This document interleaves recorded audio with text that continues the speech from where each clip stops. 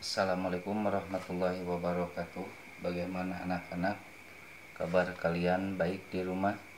Tolong dijaga kesehatannya, selalu pakai protokol kesehatan dan selalu jaga jarak, hindari kerumunan.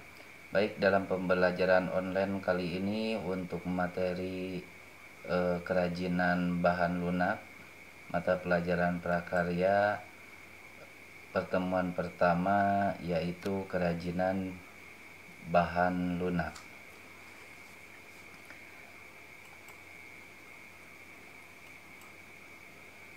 Nah, adik-adik, dalam belajar kali ini kerajinan bahan lunak itu ada kompetensi dasar. Apa itu kompetensi dasar? Kompetensi dasar adalah suatu kompeten atau kemampuan yang paling dasar atau kemampuan yang dasar yang harus adik-adik pahami atau harus adik-adik kuasai, yaitu mengenai bagaimana cara memahami pengetahuan tentang jenis, karakter dari bahan lunak, ya. Kemudian bisa memahami pengetahuan tentang prinsip atau perancangan serta pembuatan bahan lunak itu sendiri yang kreatif dan inovatif. Nanti setelah Bapak terangkan, adik-adik harus bisa menguasai kompetensi dasar seperti ini. Baik, untuk mempersingkat waktu akan Bapak lanjutkan ke materi apa itu pengertian kerajinan bahan lunak. Nah, adik-adik silahkan disimak ya dan dipahami. Kerajinan bahan lunak adalah produk kerajinan yang menggunakan bahan dasar yang bersifat lunak atau lembek ya, yang yaitu lentur, bisa dikatakan lembut atau juga bisa dikatakan empuk dan mudah dibentuk ya, sintetis. Nah, kemudian kerajinan bahan lunak ini dibagi menjadi dua tahapan atau dua bagian. Yang pertama ada bahan lunak alami, yaitu bahan lunak alamiah ya, yang tidak dirubah sama sekali. Kemudian yang keduanya ada bahan lunak buatan. Nanti akan dijelaskan ya.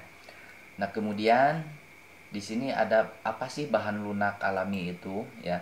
Nah, adik-adik harus dipahami bahwa bahan lunak alami adalah bahan lunak untuk karya kerajinan yang bisa diperoleh juga dari alam sekitar adik-adik ya. Dan cara pengolahannya juga di sini secara alami, tidak dicampur maupun dikombinasi dengan bahan-bahan yang lainnya atau bahan-bahan buatan lainnya.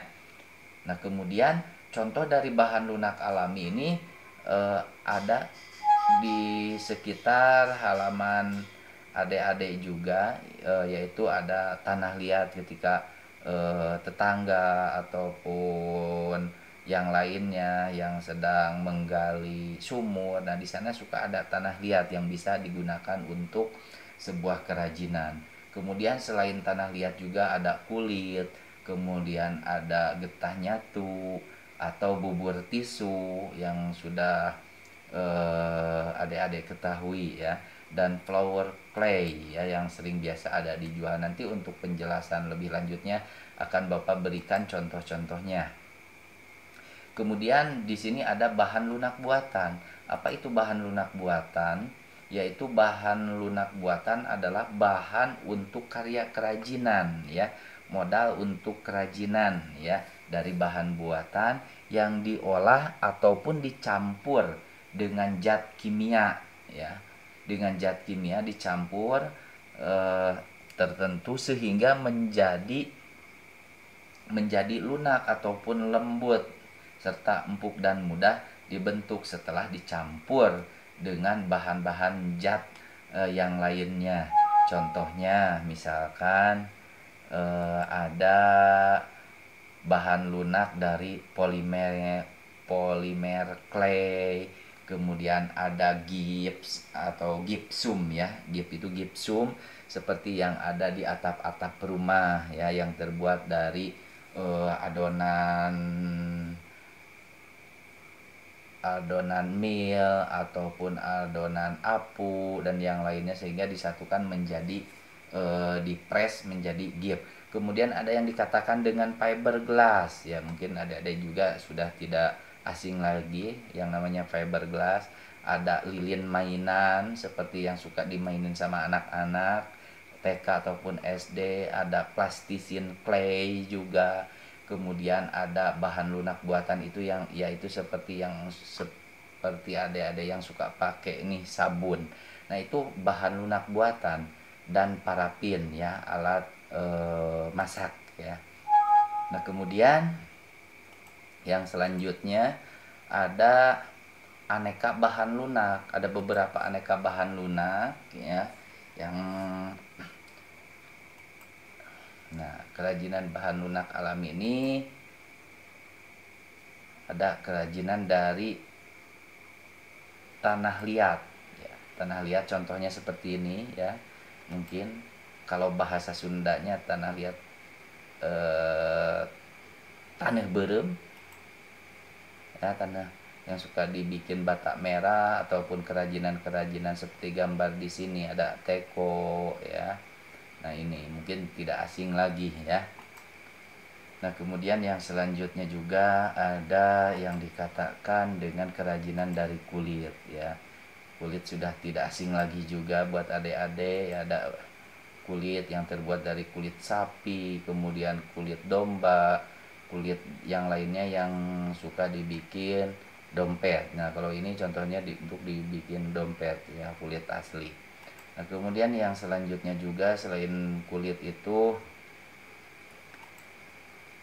ada kerajinan bahan lunak buatan. Yang tadi alami, sekarang yang buatannya. Contoh-contoh yang buatan ini dapat dilihat ya. Yang tadi dikatakan ada plastisin. Nah, plastisin seperti kayak mainan TK seperti ini yang suka dibuat gambar ataupun yang di motor-motoran atau mobil-mobilan plastisin ya.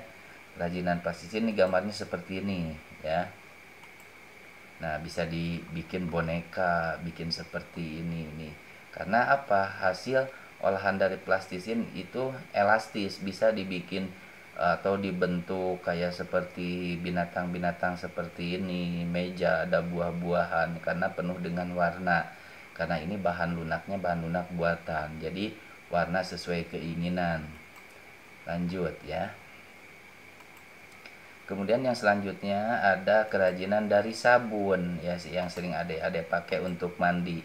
Nah, ini sabun yang persegi 4 ini ya, atau segi panjang ya.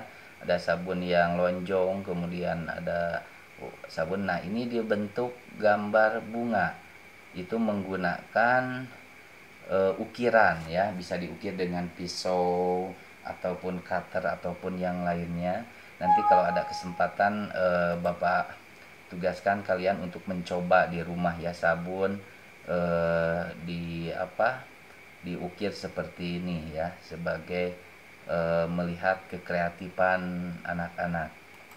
Oke, yang selanjutnya barusan yang terakhir itu adalah kerajinan sabun ya. Kerajinan sabun ini nanti untuk minggu yang akan datang akan Bapak suruh adik-adik untuk mengerjakan praktek. Tapi nanti dilihat dulu situasinya seperti apa. Nanti bakal ada penugasan khusus untuk mencoba kerajinan yang dari alami, kemudian yang buatan. Nanti akan dibagi-bagi tugasnya.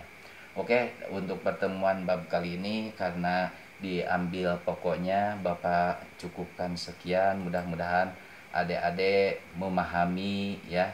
Kalau belum paham silahkan adik-adik bisa japri ke WA Bapak untuk bertanya-tanya ya. Bertanya bagaimana materi yang belum mengerti ya. Hatur nuhun. Mohon maaf ya adik-adik. Ini Bapak menerangkan secara globalnya karena ini sistemnya online, dibatasi dengan waktu. Tolong selalu jaga kesehatan adik-adik ya, selalu tetap semangat belajarnya. Kemudian hindari kerumunan-kerumunan yang memang dianggap tidak penting ya untuk menjaga kesehatan, dan selalu